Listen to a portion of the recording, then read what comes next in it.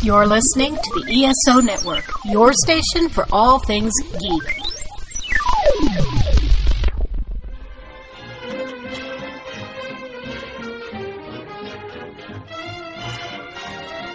Hello, world, and welcome to Tales from Hollywoodland, a veritable feast of movies, television, Broadway, showbiz stories, and even a little bit of news and gossip. With Julian Schlossberg, Arthur E. Friedman, Stephen J. Rubin, and hey, I'm your producer and announcer, Mike Faber. Today, we're talking about the world of movie moguls. And now, here's Steve. Thanks, Mike. Hello, everybody. This being September 16th, we're very saddened today to hear of the passing of a legendary actor and icon, Mr. Robert Redford. We could spend a half hour talking about just all my favorite movies of his, but we just wanted to say that his passing leaves a giant hole in the firmament of Hollywood stars. And Robert Redford, we will miss you. But today we're going to talk about the world of movie moguls.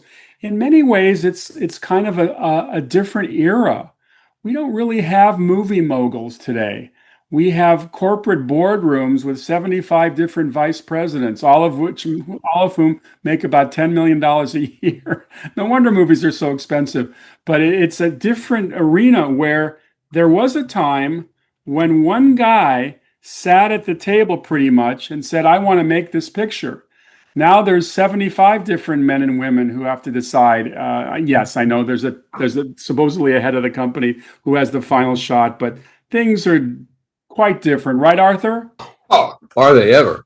Oh, yes. These guys would make judgments. I always remember the great story of, I believe it was Harry Cohn as one of the moguls, Columbia Pictures, where one of the producers came and said, Harry, don't you understand this movie has a message to it, a message. And Harry Cohn's response was, if I want messages, I'll go to Western Union. I want to make money. That's what I want to make. These guys were very similar to each other, but well, I was always a big fan of Darryl Zanuck because his studio, 20th Century Fox, was about 4 miles from my house. I used to ride my bike in what was early Century City, which was once the back lot of 20th Century Fox. And I'm going to turn to Julian because Julian knows a lot about the world of Darryl F. Zanuck, Darryl Francis Zanuck. Go ahead, Julian. Thank you, Steve. I'd like to start out, though, by explaining to an audience that may or may not know that this was a period of time, this is the 20s to the 50s, where one movie a week was being made. You're talking about each studio making at least 50 motion pictures, one a week. And as Steve just said, these guys that we're going to be speaking about ran it all. But let's talk in terms first of all business, from any kind of business. You have to have a production line. You have to have someone selling that product, and you have to get it to the public. And that was the same with the movie business. You had to have producers making movies. You had to have distributors selling movies, and you had to have exhibitors actually doing the movies. Whether it was a lamp company, you'd make lamps, you'd sell the lamps, you'd go to a lamp store. Well, the exhibitor was the movie theater. That was the store. And these guys owned it all. They didn't own one. They didn't own two. They owned all aspects of making movies. It was unheard of. And eventually in 1948, it was stopped. And the United States government said, you can't have all three, get rid of one. All of them chose to get rid of their theaters. Now, we're going to be speaking about the big boys, as Arthur started with Harry Cohn, and there's Adolph Zukor and Samuel Goldwyn. There's a lot of them. But a guy that no one seemed to know very much was a man named William Fox. And William Fox actually was a terrific early mogul. He was out in California, and he started a company, the Fox Film, and he had the first sexual hot woman named Theda Bara. She was the vamp, called the vamp. And he had the biggest Western star of the period, Tom Mix. And Tom Mix made 85 Westerns, and 85 Westerns with his horse named Tony. Now, it turned out that Tony, the horse, needed grazing land, and Fox had to look around, and he found this incredible area that was total kind of farmland and really way out. And it became, years later, Century City. But Century City was bought for Tony the horse, not for any other reason. Anyhow, what I'd like to talk about a little bit later, I want to turn it over to Arthur. I will go back to what Steve said about Zanuck, but I wanted to talk a little quickly about Fox, because believe it or not, and Mike, our producer, knows about this, there are still Fox theaters. This man had over 1,000 theaters. Amazing at that point that someone would have that many theaters that he controlled. And the Fox Atlanta is still there, where they premiered Gone with the Wind. There's the Fox Detroit. I visited the Fox St. Louis. These are extraordinary theaters with 4,000 and 5,000 seats. These are almost as big as Radio City. I mean, these are gigantic theaters that this man built. And so he was really an early mogul that sadly, for some reason, has not lived the way the other men have. And anyhow, Arthur, let's talk to you about, you actually were face to face with Harry Cohn at Columbia. I did. As a 17-year-old executive floor page, he officed, of course, in Hollywood, but I was in New York, and he would come in once every, blue moon, and he was a tyrant. Before I get to Harry Cohn, I want to mention that all of these companies that we hear of, people know the name Warner Brothers. Well, what we're talking about today is there were, in fact, a group of guys who were brothers, and last name was Warner, who became, Jack Warner became the head of it. But there were Warner Brothers. There was a Carl Laemmle, a little gentleman who brought about a company called Universal. There was Metro-Goldwyn-Mayer. And one of those gentlemen, they all came, it seems, from Europe, who was unique, was Sam Goldwyn. So just briefly, Sam Goldwyn spoke his own kind of English, but he was a brilliant man, and he had great taste, and they made great movies as a producer. But I want to, for the audience, read off some of his more wonderful observations in his language. And it was kind of like a Yogi Berra kind of thing, except a little different. And then I'll get on to a moment with Harry Cohn. So Sam Goldwyn said things like, "The harder I work, the luckier I get. Coffee isn't my cup of tea. A verbal contract is worth about as much as the paper is written on. Anyone who goes to a psychiatrist ought to have his head examined. I'm willing to admit that I may not always be right, but I'm never wrong." I read part of it all the way through. If I could drop dead right now, I'd be the happiest man alive. He went on and on. I mean, this man spoke in English that he once was told that they couldn't use, they had a movie with lesbians in it. He said, they can't use, we're told, Mr. Goldwyn, you can't use lesbians. He says, don't worry about it. Don't get lesbians, get Austrians. Yeah. So you kind of knew what he was saying. It's, again, like Yogi Berra. You understood, when you come to a fork in the road, take it. So, once you were around him, I'm sure you heard a lot. Harry Cohn and his brother Jack Cohn formed a company called Columbia Pictures in the 1920s. And they were the most impoverished of the various film companies. They were not yet a major company.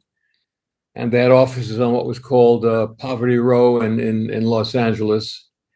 And they had, of course, they all had New York offices because New York is where the whole movie business was run from. And by the way, speaking of LA, there are people who refer to Los Angeles, as Julian was talking about, producing and manufacturing and selling. Detroit, some people call Los Angeles Detroit with sun, which we understand because it's really a manufacturing town. It's a production town. So Harry Cohn was one of these really gruff guys. He was a New Yorker. He and his brother Jack. Jack was more into the business in New York. Harry was into production. He oversaw the production of Columbia Pictures from the beginning out in Hollywood, in the cheapest studio places you could find. But he found a guy at one time whose name was Frank Capra. And once he found Frank Capra, who could write and direct, he found gold. And that was really the beginning of the kingdom of Columbia Pictures. So Harry Cohn would run production. Jack would run the business in New York, and somewhere in 1987, while Bridge in the River Kwai, one of the great Columbia Pictures, was 1957. 1957? 1957, if I said he said yes. In 1957, in the summer of 57, in late May, Harry Cohn had come into New York to do some business, see some theater, do whatever he was going to do. And I was told by one of the executive vice presidents that whenever Mr. Cohn, wherever he would go, to follow behind him about 10 yards, because he may want me to run an errand or do something. So I was schlepping, doing whatever I was doing. Harry Cohn was as gruff could be.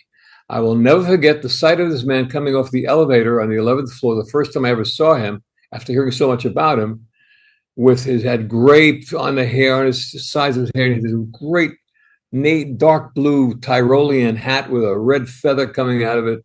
And he was immaculate with this coat, this great coat. And he came off the elevator cursing.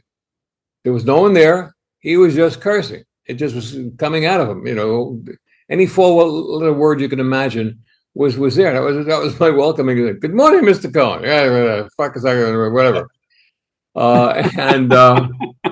So the idea was there were a lot of people. Kim Novak was came to the office frequently, so she was gold to them in 1957.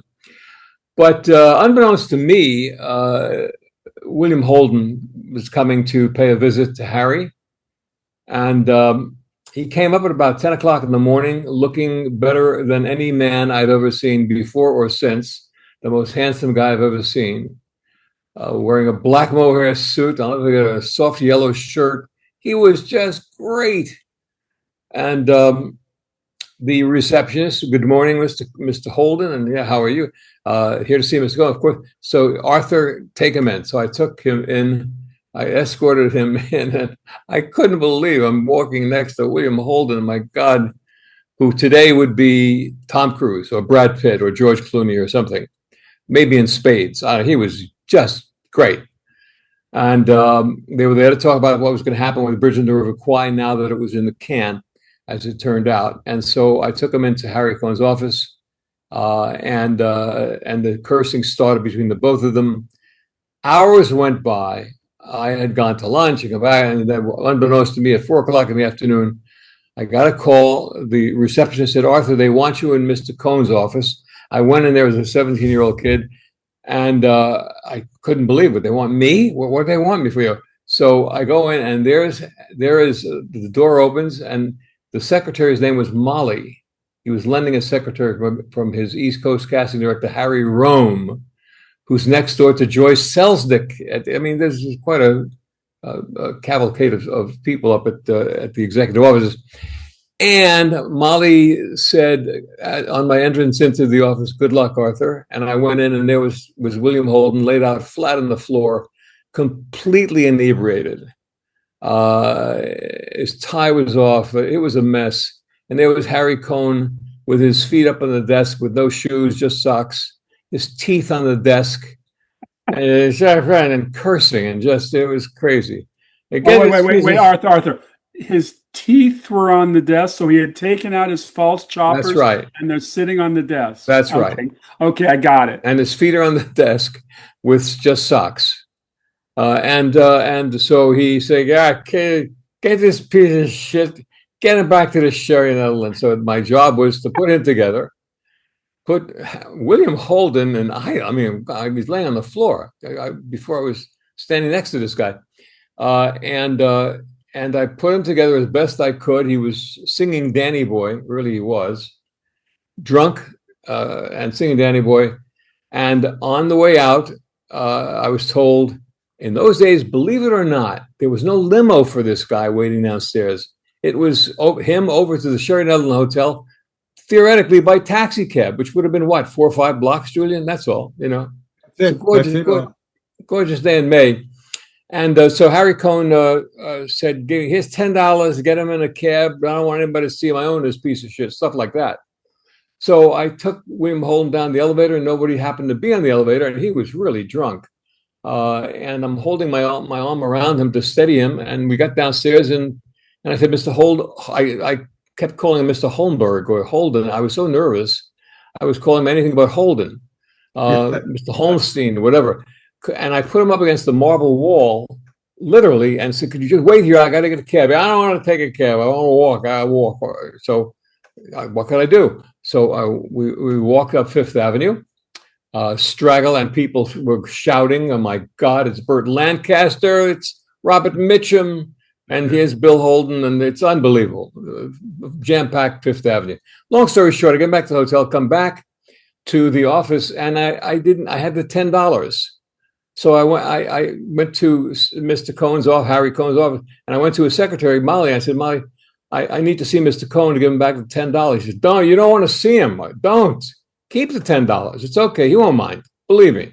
I said, well, no, but it's the only, I didn't spend it. I should give it back to him. She said, well, good luck. Mr. Cohn, that young boy Arthur's outside. He wants to see you. Yeah, sure. Send him in. And then I go. His feet are still on the desk. The teeth are still on the desk. And he's singing to himself. I don't know what the hell he was singing. Nellie, put your belly next to mine. Everything was cursing. What do you want? So I said, Mr. Cohn, Mr. Holden didn't want to take a cab. And I thought I'd come back and give you the $10. And he jumped out of his seat, pinned me against the wall, sticking his fingers into my chest. You stupid schmuck. You're telling me that people, he started screaming at me because people saw him. They saw him all over the place. My product imagine, get it. Can you imagine today, Arthur, with everybody having a cell phone with a camera? God. Unbelievable. Oh. It would be on the nation's news. It would be all over everywhere. Yeah. Today it's a whole different world.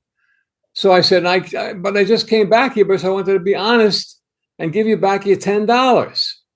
Yeah, he was just kept screaming and cursing at me and hitting me in the chest. And finally, it just hit a nerve, and I spouted out, curse words back to him. I said, "What the fuck are you doing? I'm trying to be nice and give you back." And he stepped back and he said, "I like that. I like that." He liked the fact that I knew the 4-letter words, and that you talked back to him. Well, yes, and I hollered back at him, which was absolutely unheard of. Who would do such a thing? But it just hit a nerve, and I couldn't help it. And Julian and I, coming from the same area of the Bronx, a little bit of that Bronx came out. It hit the nerve. It hit the Bronx nerve, so to speak. So he said, "What's your name again?" So I told him my name. He said, "Hang on." So he calls up Leo Jaffe, who was at the time the executive vice president. "Leo, we got this kid here. What's your name again?" Or hey, take care of him. Now get out of here. I said, "But here's your $10. Keep the $10. You're a good kid. Get out of here." So, that was one run-in with him. Another run-in was they sent me up to see him at a suite in the Sheraton Hotel. And there was an actress walking across the room in just panties, guys, named Gia Scala, with Harry Cohn in his suite. Remember that? I remember a lot of stuff. Oh, boy, do I remember stuff. I can't even talk about this. And she was one pretty girl, too. She was great. Yeah, she was great. She had a good run there in that time. I remember the little stuff with Kim Novak in the hallway, of course. She was she talked about somebody who was nice. She was just wonderful and beautiful and broad-shouldered. I can say that I spent a little time with Kim Novak. Yes. And that was amazing to me, because there's very few people that I've ever met in my life that when you're talking with them, they seem to have a key light on them. And it looked like she had a key light, but she was in a room. She was opening a movie called Middle of the Night. You must remember, Arthur. Yeah. And uh, couldn't have been nicer and really lovely and quite anxious to just be a regular person to talk Yes. and to be nice about it. You know, that key light experience happened when I saw Marilyn Monroe. Something happened with her. She came off the elevator and whoa, you know, as Yes. gorgeous as she was, there was something special going on. But the other time it happened with me was with Harry Belafonte in Yes. the late 50s. He was also huge. Before I get off of Harry Cohn, he made a huge contribution to the motion picture business in his gruff way and what have you. He really had a great sense of what was good and you know, good movies. And it was said that when he didn't like something, he would squirm in his seat. That was a signal that it was no good. But I want to just, for our audience, relate just some of the movies that Harry Cohn was responsible for at Columbia Pictures. It Happened One Night, Lost Horizon, You Can't Take It With You, Mr. Smith Goes to Washington, His Girl Friday, Pal Joey, Gilda, All the King's Men, From Here to Eternity, On the Waterfront, The Cane Mutiny, and The Bridge on the River Kwai, just some. This is what one of these moguls did. And all of these moguls, we'll find out from this show, had something special going with their love affair for film. Today, they're manufacturing gadgets, toys. In those days, the play was the thing, and the story was the thing, and these men who are called moguls had a knack for knowing what was great. Onward to you guys.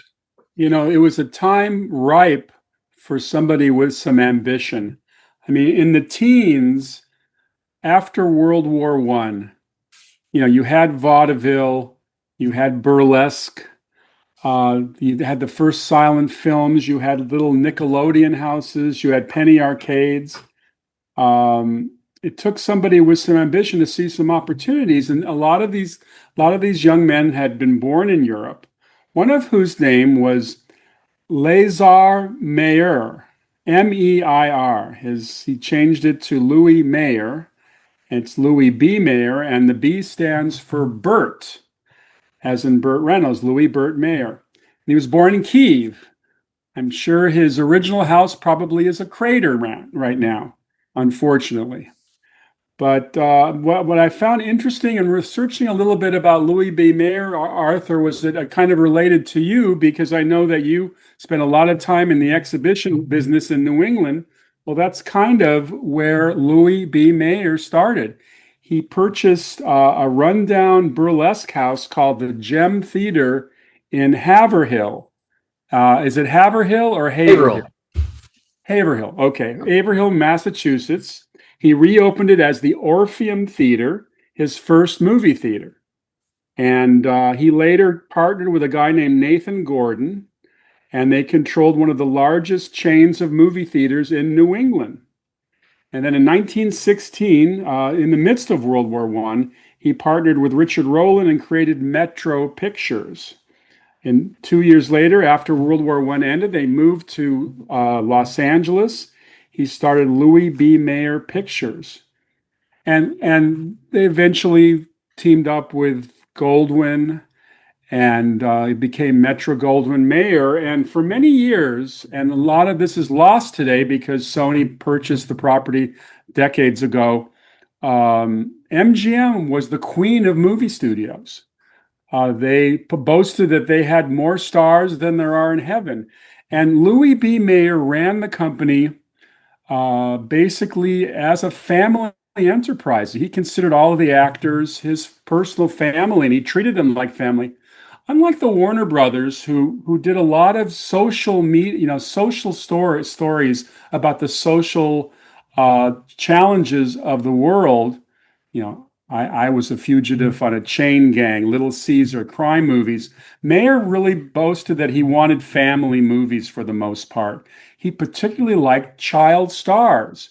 And if you think about MGM, you think about Judy Garland, you think about Mickey Rooney, you think about Elizabeth Taylor, young Janet Leigh. He considered them his kids and very successful, but he was the business side. One of his earliest things he did was hire who later became known as a wunderkind, was Irving Thalberg, who was a very young filmmaking genius who, when teaming up with Mayer, they became this powerful studio. And The sad thing about Irving Thalberg, who has a building named after him on the now Sony lot, the famous Thalberg building. I've been in it many times. He died at the age of 37, which shocked Hollywood. And Mayer, it was a great loss for Mayer. I think that the thing about Thalberg was he loved literature, and a lot of the early MGM titles were based on famous books. I think Mayer was more interested in audience share and getting them excited about what I would consider to be more mass media entertainment that the masses could enjoy. And eventually, Mayer was kind of ousted out because his movies weren't doing as well. He brought in Dory Sherry, who had left RKO. Dory had worked for Howard Hughes, and Dory had a different approach to filmmaking, a little bit closer to Thalberg. But Mayer was later ousted in the 50s and retired to private life. But that studio, in its heyday, I say from, 1925 to 1960, 35 years, was the top studio in Hollywood. And didn't they have like actors like Clark Gable? And I mean, he had all of the great stars. He had Clark Gable, he had Spencer Tracy, and he had, as he said, more stars than there are in heaven. Right. That was his big line. He quit school at 12 years old, Steve.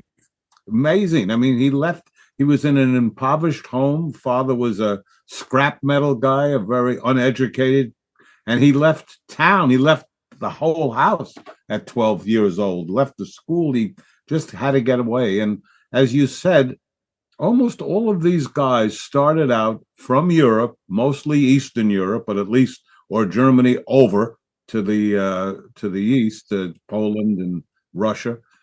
And they came because they had gotten involved in either distribution or exhibition. That's how they got involved in production. First, they had started out as distributors and exhibitors, and then they realized, hey, we got to make this product. We don't want to be kind of dependent on other people.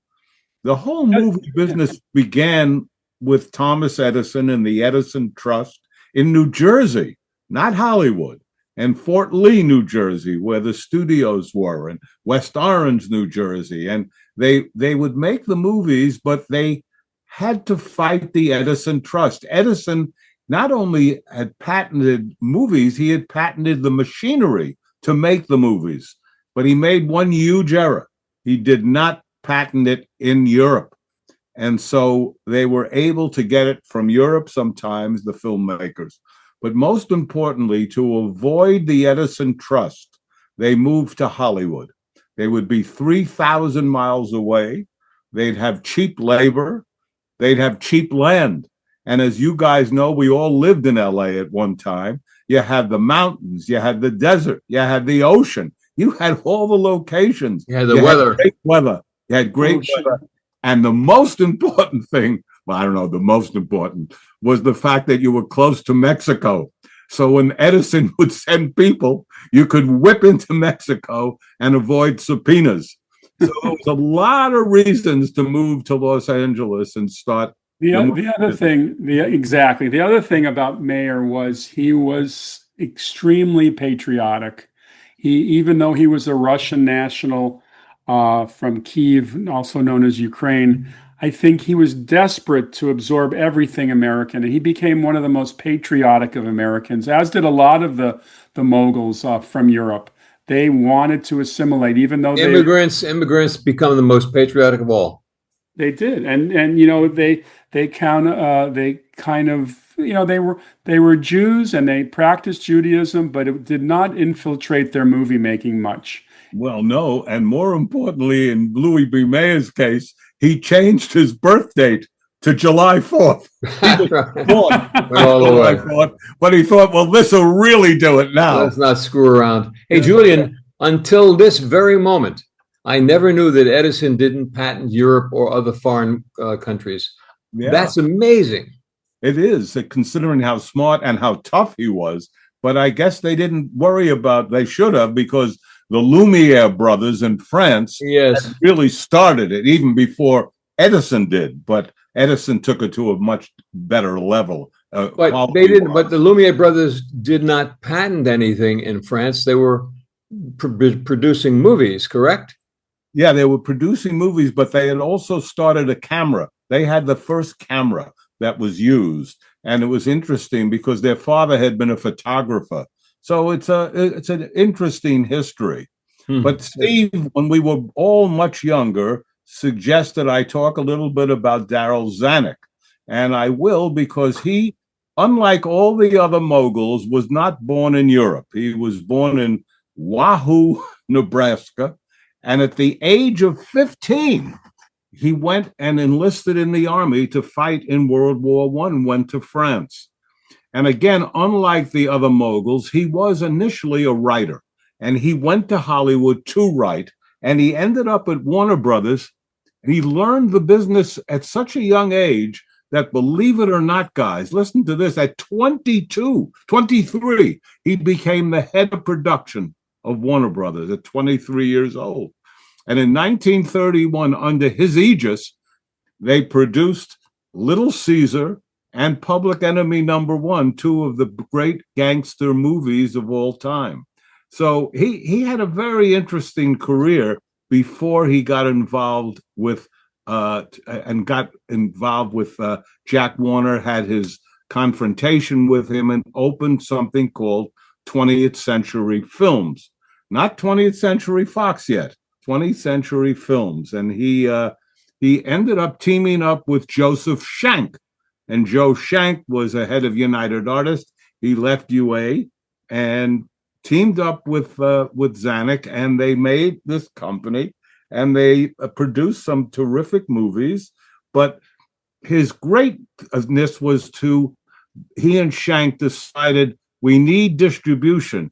UA would not distribute. When Schenck left, they would not distribute Schenck's movies, which made Schenck quite upset. He thought they were going to do just that, supposedly a fight with Mary Pickford. But anyhow, they start and they look around and they realize that William Fox of Fox Theaters is in a lot of trouble. And he's overextended himself. It's now the Depression. And they go in and they merge and they take over, and it becomes 20th Century Fox. And, you see in the 30s, the #1 box office star for most of the late 30s is a little girl named Shirley Temple.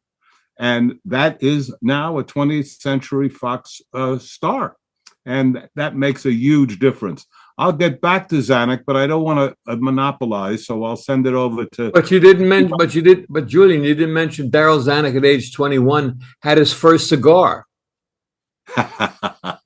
Well, he was never seen without one ever since. Well, and I didn't mention the mallet that he always carried around at 5'6" tall.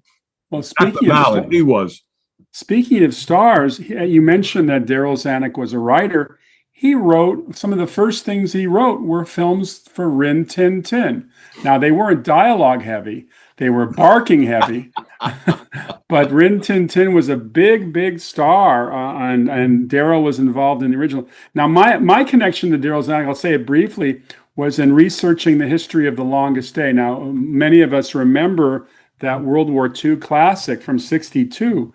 There was a lot of trouble at Fox at that time. Now, Darryl was no longer the head of the studio. I think it had passed on to Skouras. I think Spyro Skouras was running Fox at that time. But Steve, I think what happened was, because of Cleopatra's demise, they brought Zanuck back. And Zanuck back. And he was involved with the Longest Day. Right, you're right. Yeah. Well, as the head of the studio, and also The Sound of Music. Those were his two huge contributions. Huge hits. But at the time, and you're right, because Cleopatra was bleeding the studio dry. At a time when most movies in Hollywood cost $5 million, the budget of Cleopatra was $42 million, which, of course, today translates to $500 million. But when they started making The Longest Day, they started running over budget. I think the budget of The Longest Day, if I'm not mistaken, was $10 million. And the studio told him that if he ran over, they were ready to take his cameras away. They were ready to shelve The Longest Day. And he walked into the boardroom and fought for the life of that movie. And as his biographer wrote about it, there's a terrific biography of Darryl F. Zanuck. I'll remember the author's name in a second, but he talked about that when Darryl was his back was up against the wall, he would always use his mouth as his best ally. And he told the board in no uncertain terms that The Longest Day would be a huge hit to save the company. And one of the guys on the board was an ex-general who landed on D-Day. And he took his side, and they swung the board around to save that movie. He got his cameras back, and they made the movie. It was a huge success, followed, as you point out, by the big success of The Sound of Music, which pretty much saved the company. And if you look at The Longest Day today, it stands up. It's a great movie. Great movie. I saw it for the first time at one of the old movie palaces in LA. It's called the Carthay Circle. It's been an office building now for the last 50 years. Is that on Olympic, Steve? That was right off Olympic. In West Hollywood. Steve, please think about some of the great movies that Louis B. Mayer, MGM, brought to us. While I take another minute to interject, I want to interject a couple more of Sam Goldwyn-isms, but please think about that. For the audience, Sam Goldwyn-isms become things like, let's have some new cliches. Give me a smart idiot over a stupid genius any day. I've been laid up with the intentional flu. I don't want any yes men around. I want everybody to tell me the truth, even if it costs them their jobs. Jesus. I had a monumental idea this morning, but I didn't like it.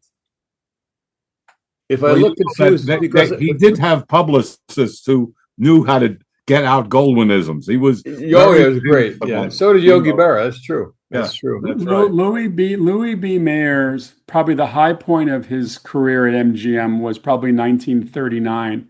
They had a little film called Gone with the Wind, which may be one of the most famous movies in history. Made money. They backed up the Brinks truck for probably years for that movie. But Steve, they distributed Gone with the Wind. They didn't make it. Gone with the Wind was made by Selznick. Okay, but still, it was an MGM picture. It has the MGM logo on it. The same year as The Wizard of Oz, which, by the way, was not a financial success right away, but has made gobs of money ever since. But I also remember some of the epics that were greenlit on his tenure. Quo Vadis, Ben-Hur, both versions of Ben-Hur, the silent version and the remake in '59. He had the genius of hiring Arthur Freed to run the musical unit, and MGM starting in the late '40s and moving on. Of course, they made musicals before then, but still they had a run of musicals under the Arthur Freed unit that included On the Town, Singing in the Rain, The Pirate, all those Judy Garland musicals. Take Me Out to the Ball Game and Anchors Away. Anchors Away, exactly. They made a star of Gene Kelly. The musical movies have never been topped that were under, but they also did great comedies. And they had Spencer Tracy. Is there a better comedy than Spencer Tracy in Father of the Bride? You know, one of the funniest movies of all time with the young Elizabeth Taylor, who also starred a couple years later in Ivanhoe, one of my favorite costume epics. MGM was a city. In fact, it was pointed out that there were more cops on the MGM payroll than the city of Culver City had that surrounded the studio. They had their own power plant. At a time when studios had Westerns, they were making a lot of Westerns. They had 4 back lots. Sadly, 3 of those back lots are now condos are running over them, but there was a time when those lots were just the best places. Did you know, Steve? Did you know that Ben-Hur had a brother named Ben Him, and they had and one of their friends was Ben Gay. Well, after the physical stunts on that movie, they needed a lot of Ben Gay, Arthur. Very funny. But I used to ride. I think I've mentioned the story before. I used to ride to my cousin's house in the Blair Hills, which is across La Cienega from the Baldwin Hills. And I think I told you, I drove by all these blackened movie sets. It turns out all those blackened outdoor movie sets, which were burned to the ground, were part of the burning of Atlanta from Gone with the Wind. Oh, yes. And for the movie Casbah and some of the other Selznick movies, he used those props and those sets and burnt them down. It's true. Zanuck, of course, unlike the other moguls, did put his name on certain movies that he produced. And some of the great movies like How Green Was My Valley and Gentleman's Agreement. And he just was a very talented guy. All About Eve was another. He put his name on those because he really got involved in those movies. Who wrote Gentleman's Agreement? He didn't, did he? No, it was written by a woman named Vera Houston, I think her last name, Hurston. Very Hurston. Great movie. What a great movie. Interestingly, a movie that dealt head-on with anti-Semitism was greenlit by the only mogul who was not Jewish. Because everyone passed. It's not that they didn't get offered it. They passed. They were afraid. I asked Kazan, who directed it and won his first Academy Award, I asked him why he feels at times that was not the movie he wanted to make. And he said, as much as he enjoyed working with Gregory Peck, he wanted a more Jewish-looking man. And he could not get what he wanted. So that frustrated him a bit. The novel, excuse me, it's Julian. The novel was written, as you point out, by Laura Z. Hobson, but the screenplay was written by Moss Hart. Oh, Moss Hart. Wow. Okay. Moss Hart wrote the screenplay, and Ilya Kazan contributed revisions. But the other thing about Darryl F. Zanuck, God rest his soul, was he practically invented the casting couch.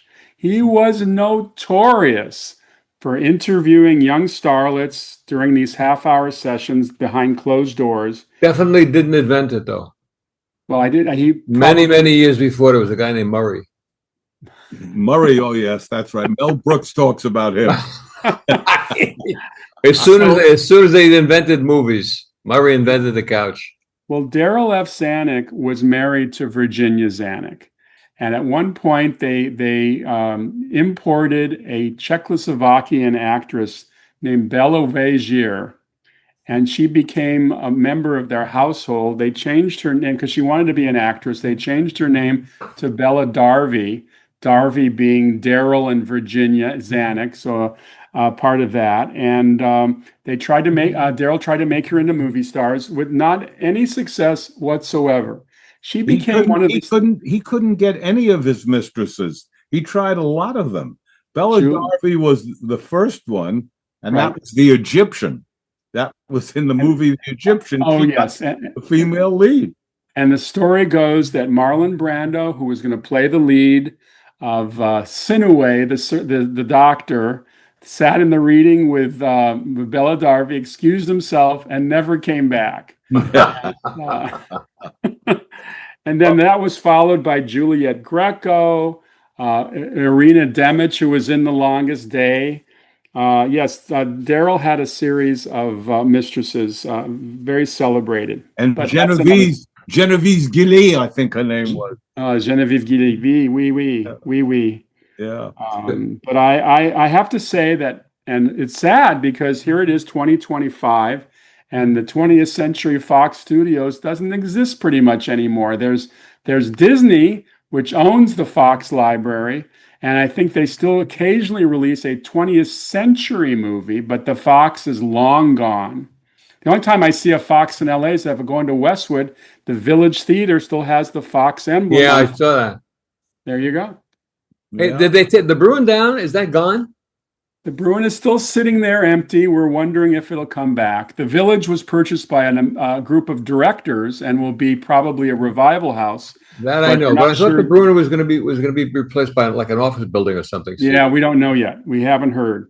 Let's talk a little bit about Adolf Zucker, because a man who, as we know, eventually put together Paramount Pictures, but he started out as a rather young boy. He was an orphan. and he was raised by his uncle, who was a rabbi. And at 15, he comes to the United States and gets involved in the fur business, and then opens a Nickelodeon, which cost a nickel. That's why it was called a Nickelodeon. You could see some films. And he was smart enough, Zucker. He saw a French movie and bought the rights for America. It was called Queen Elizabeth, and it starred Sarah Bernhardt, who was a giant star. And that started his career. He realized also that let's see if I can get actors from the New York theater, because everybody, as I said, was shooting movies in Jersey, and everybody at that point was in New York. And that's how it became Famous Players. You've heard that name, Famous Players. Well, that was what Zucker decided to do and get these famous actors. And what happened at Paramount was that he was able to put together incredible amount of named stars: Clara Bow, Douglas Fairbanks Jr., Rudolph Valentino. He wins the first Academy Award ever awarded, which was Wings, was a Paramount movie. So he was quite a guy, and he really did, in a way, a lot of producers would say he did a disservice in this way. Up until then, the movie stars in silent movies were known as the girl, the Western hero. They didn't have names. And Mary Pickford became the first major superstar named. And of course, she demanded a piece of the profits, and that changed the whole movie business as far as the moguls were concerned. So it was a kind of an interesting thing. I remember, and Arthur was good friends with Milton Berle, and I remember Milton Berle telling a story that Adolf Zucker came to work every day at 102 years old. And Berle was walking into the Paramount and down the hallway, and out came Zucker. And Zucker looked at him and said, "Milton Berle, you're still alive?" You know, one of the interesting things about these moguls is that most of these guys were like 5'1". Carl Laemmle may have been 5 feet tall, Universal. Adolf Zucker shrunk to be about 4'7". What about Harry Cohn? They were small guys. What about Harry Cohn? He wasn't. Harry Cohn was he was about 5'8", but he was round. He was, He was round. Julian Adolf Zucker was born January 7th, 1873, 3 years before Custer's Last Stand. How about that? Yeah. How about that? Yeah. So I'm gonna move into a little more modern era, not so much too modern though. When I want to talk a little bit about Lew Wasserman. Lew Wasserman may have been one of the last of the moguls. He started as an usher in his native Cleveland, Ohio. And he later became a booking agent for the Music Corporation of America, known as MCA. And in his efforts as an agent, he built on the idea of packaging, which was not his invention. The idea of packaging the director, the actor, the script was something relatively new in Hollywood. But he also started to work on the tax system, how the actors could save money by forming their own corporations so that they could protect themselves and write off a lot of their expenses. In 1950, during the making of Winchester 73 at Universal, he got Jimmy Stewart the first percentage of profits. And Jimmy Stewart made a fortune from that. And ever since then, of course, we have profit participation. Everybody wants to participate. He later the MCA purchased Universal Studios. I should mention that he wasn't the only person in charge of MCA. It was Jewel Stein's company. Jewel Stein had started it. But they later purchased Universal Studios, probably at a great discount. And I also read, interestingly, that when Walt Disney was having trouble financially, Lew Wasserman was thinking of purchasing the Walt Disney Studios at one time, but it didn't happen. And they were solvent. But I thought they also purchased a little company called Decca Records. Decca Records made a fortune with that.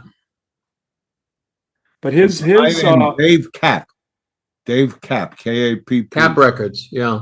Kapp Records, and Wasserman's his basic heir apparent, his protege, was Sid Sheinberg, who also became a major factor in Universal success. Universal, big successful company, and of course they did something the other studio moguls didn't do, and they decided to turn their movie lot into an amusement park. And I would probably say that the Universal tour has probably made more money over the years than most movies at Universal. What MGM could have done with those movie lots. Oh boy. I mean, you drive down Exposition Boulevard in Culver City, you pass all these condominiums. That was Lot 4. I would give my eye teeth to have spent time roaming around Lot 4. That's where they filmed most of the episodes of The Twilight Zone when Rod Serling was making those wonderful TV shows. The Universal tour really was a gold mine. What a brilliant, simple idea, right? Having a couple of vans drive around the lot, and now it's worldwide known, and gave birth really to Universal City, to the amusement park and all that. So Lou Wasserman was, I'm going to guess, one of the smartest men that ever lived. He was just a brilliant guy, Very shrewd. and was involved with one of the, well, how should I say, a guy named Sidney Korshak. Now, there's a story. If anybody wants to read a book, read the Sidney Korshak story, who was a gangster kind of guy from Chicago, who had control over all these unions. Julian, you know his name, don't you? Sidney Korshak. Oh, sure. He was an attorney. Wasn't he an attorney? He was an attorney as well. He was an attorney, right. Yeah. And his story. And he was like tight with Lou Wasserman. They did some incredible things. But Lou Wasserman, my God, what a powerhouse he was as an executive, as was Sid Sheinberg. But Wasserman did incredible things and made a movie called Airport, and so help me, to this day made a fortune from a big book. And Wasserman had a thing on the budget, keep the budget low. And to this day, if you look at a lot of Airport, it looks like a television movie of that time. With huge stars. Well, that's right. I was lucky enough to walk the MGM studios and the lots. And while I was desperate to find Tara, it was torn down, but 12 Oaks was still up. And it was great to be able to see the front of 12 Oaks. Nothing inside, it's just blank behind it. But it was good to see it. There was also a famous stairwell to nowhere. It was called the Kismet Steps. And you see it pop up in a lot of movies. It's in the 1960 Time Machine, which starred Rod Taylor, a George Pal movie. It's in The Twilight Zone. It's these steps that led to nowhere. All these famous little landmarks. There was a movie that was released in the 70s called The Phantom of Hollywood. It's kind of a play on the Phantom of the Opera. And they filmed the movie as the lot is being torn down. So you go on all these locations, and there are construction equipment everywhere. It's kind of it's the funeral of the MGM lot, but it's an interesting little piece. Couple more Goldwyn-isms, guys. A hospital is no place to be sick. Spare no expense to save money on this one. When someone does something good, applaud. You will make two people happy. The scene is dull. Tell him to put more life into his dying. Sam Goldwyn, God, treasure. There you go. As you said earlier, Arthur, he was one of the few moguls who really had taste. He did. And had a great desire to do quality work, and did incredible. Best years of our lives. Yeah, and so many others. So many others. Danny Kaye. The one thing those guys had, as ruthless as they were, as tough as they were, they knew and they loved motion pictures. And it was not a business as much as a calling for them. They really loved what they did. And that passion and that kind of dedication, sadly, is not around much now. No, we have a lot of bean counters now. Too many. Well, it's a different business. What it's evolved into is far more they're all, the companies are all just part of huge conglomerates. The interest there is always in worldwide movies with appeal, takes away a lot of the ability to tell stories rather than just show, effects and stuff. So it's just a different kind of business. I'm wondering And how these they moguls had would have one great understood thing, today. Art. They had one great thing. They didn't have to contend for years with television. And that That's true. really gave them that. And having all the means of theaters and distribution, they had it pretty locked. So let's do a what if. What if these moguls came back to Earth and took a look at the movie business today? Where would their head be at? They go back to heaven or hell. All right. Well, if Daryl Zanuck, Louis B. Mayer, and Adolf Zucker walked on a James Cameron set and were told that the budget was $400 million, they would all die of heart attacks immediately. Right. So they'd be dead again. They'd be dead again. Exactly. Well, we've come to the end of this wonderful show, and I think we've moguled the world pretty well. But before we go to our esteemed host and producer and chief bottle washer, Mike Faber, we should talk about the last movie that we saw. And I want to mention, I watched a John Garfield movie last week, which I thought was terrific, I think it's called Nobody Lives Forever. And it's with a Geraldine Page, who I did not know much about Geraldine Page's work, but it's really a well done. I don't know if you could classify it as a film noir, but it's a great, great crime drama. Do you know the movie, Julian? Steve, are you sure it was Geraldine Page, not maybe Geraldine Brooks? I'm pretty sure it was Geraldine Page, because I didn't know anything about Geraldine Page, and it has a wonderful. I didn't think she was making movies then. That'd be interesting. Last film I saw, an old one as well, called Gentleman Jim. Errol Flynn at his best, Ann Sheridan, Ward Bond. It's Gentleman Jim Corbett, the famous boxer who takes on John L. Sullivan. Jack Carson. Ward Bond is John L. Sullivan. Alan Hale. Alan Hale, and the great Raoul Walsh directed. It's terrific, and it really holds up. It's a wonderful movie. And Julian, I apologize. I was absolutely wrong. You were absolutely right. It was Geraldine Fitzgerald. Oh, Fitzgerald, right. Didn't think Who did you say it was? Geraldine Page? I said Geraldine Page. Oh, boy. And by the way, a great character turn, which is kind of an oxymoron, Walter Brennan in a great character turn. When did he not give a great character return?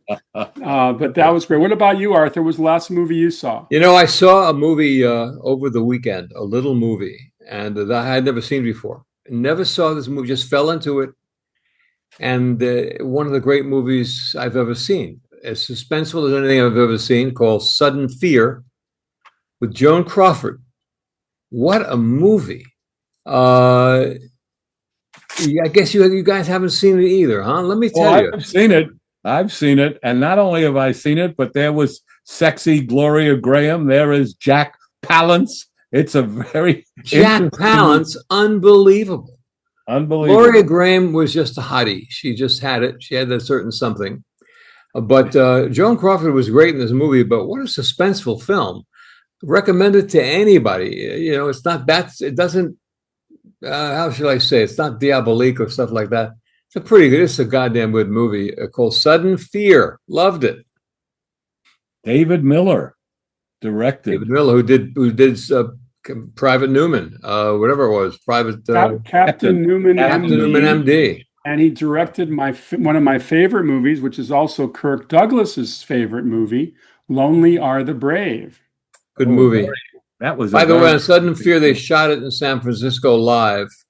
Let me say live. They shot all the exteriors, but a lot of that film was shot in San Francisco, and it's fantastic. 1950, 51. I did see the new Paul Thomas Anderson movie. Speaking of newer films, it hasn't opened yet. It's called One Battle After Another. What do you think? Believe me, you're going to hear about this movie. It has two marvelous performances by Leo DiCaprio and Sean Penn. It's kind of a dark comedy, very contemporary, very much kind of torn from today's headlines. So I highly recommend it. I saw it at a screening and it was so cool because Paul Thomas Anderson was there. He's the director of movies like Boogie Nights and Magnolia. And he was interviewed on stage by Steven Spielberg. Ah. Oh, Where did you see it, Steve? At the Directors Guild. At the Guild. So the thing about Paul Thomas Anderson, he's a very good filmmaker. I mean, he's one of the younger guys, I guess, but he's made some terrific movies. So this will do business, you think? Yes. Oh, it's huge. DiCaprio assures that. It's going to win a lot. It's going to at least get a lot of Oscar nominations. And most of the people involved in it were born in the 20th or 21st century, as opposed to the Moguls, who were all born in the 19th century. Who's got the movie? Who's distributing it, you know? That's a really good question. Is it A24? No, it's not A24. You don't know? Yeah. But it's an expensive movie. It cost $160 million to make. So it's crazy, the numbers these days. It's absolutely crazy. Mike, are you ready to take over the spotlight? I am so ready, my friends. Thank you for this wonderful education on the movie moguls. It was fascinating to hear about. You've reached the end of this episode of the Tales from Hollywoodland podcast. Always remember, we couldn't do this without you. We want to hear from you, so please write us anytime at talesfromhollywoodland@gmail.com. Remember, you can find us wherever fine podcasts are found, and now you can even find us up on our YouTube channel. If you made it this far into the episode, why not like and subscribe, and maybe even give us a thumbs up. That also helps us with how people could find us, and, more people find us, the better we do, and the more people who can get educated by these wonderful masters of the film industry. If you're on social media, please follow us up on Instagram and Facebook. Before we get out of here, let's check with the guys and see what's happening this week on their podcast. Julian, who are you talking to this week? Well, this week I'm really proud and happy to have the famous John Cleese, man who part of the Monty Python and made the great comedy series Fawlty Towers, and wrote The Fish Called Wanda, 13 drafts, but he wrote it. And he's here and he's alive and he's in New York. No, he's in the United States, traveling around showing Monty Python right now on its, Mike, 50th anniversary? Yes, sir. Okay. Monty Python at 50. It's pretty amazing that the Holy Grail is that old. Yeah. Pretty amazing, my friend. Steve, what do you got going over on Saturday night at the movies? Author Nick Davis, who is the grandson of Herman Mankiewicz, has had a book in the marketplace for a while called Competing with Idiots. It's a story of Herman Mankiewicz and Joseph Mankiewicz, the brothers, and their whole, it's an amazingly insider look at these two famous brothers. Obviously, Herman Mankiewicz, famous for Citizen Kane, Joseph Mankiewicz for All About Eve and A Letter to Three Wives, and Cleopatra, one of Zanuck's leading lights in the director phase. So we have a lot of fun talking with Nick about how this book was put together. And Sleuth. That is awesome. Arthur, what do we got going on our show next week? We're going to pay our respects and to do a show on one of the great movie stars ever, Robert Redford, who passed away today, as Steve said earlier. I had the pleasure of working with Bob on two movies, A River Runs Through It and Quiz Show. I was his consultant for distribution. I got to know him pretty well. So I've got some personal stories to tell, but he was great. And we'll have a lot of fun with that. My God, this guy made probably as many great movies as anybody that ever lived. So Robert Redford next week, 4:00, whatever, that's our time. On behalf of Steve, Arthur, and Julian, thanks again for listening. This is your producer and announcer, Mike Faber. We'll see you here next time on Tales from Hollywoodland. Your Hollywood adventure starts right here.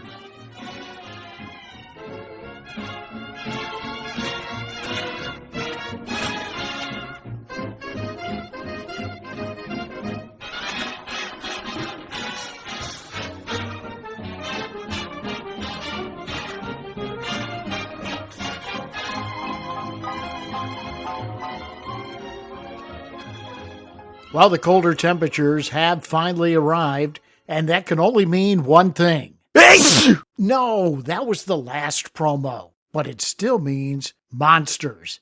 This is Jim from Monster Attack, reminding you to join us every week for a discussion on some of the great monster movies that impacted us throughout our lives. New episodes drop at 5 p.m. And remember, Monster Attack is a proud member of the ESO Network. This has been a broadcast of the ESO Network. Be part of the crew and help support our shows by donating to our ESO Patreon or by shopping at the TeePublic store, which can all be found at www.esonetwork.com. The ESO Network, your station for all things geek.